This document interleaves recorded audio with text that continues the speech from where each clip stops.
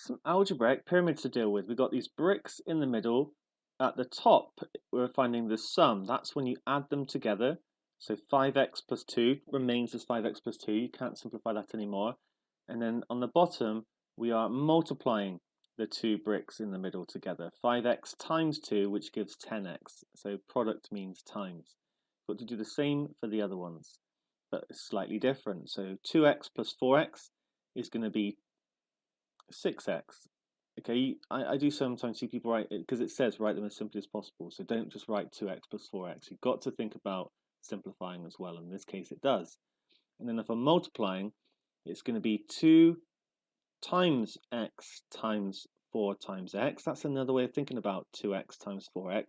But I can change the order. It doesn't matter whether I times the numbers first or the x's first. So it's going to be 2 times 4 times x times x.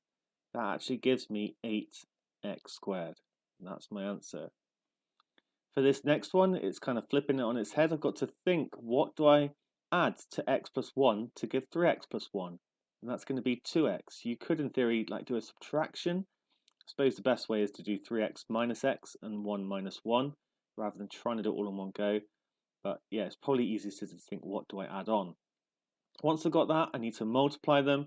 Okay, I'm going to do it up here. It's going to be 2x times x plus 1 technically.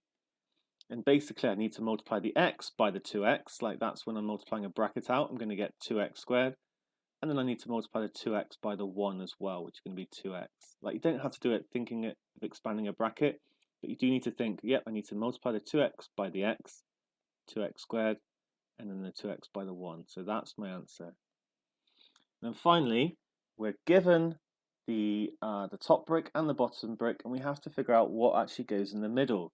So they've got to add, basically they've got to add to give 5, and they've got to both contain x's to be able to, there's no numbers going to just by themselves that are going to be involved. It's kind of going to be similar to this one here, because you'd have to have a number in the brick.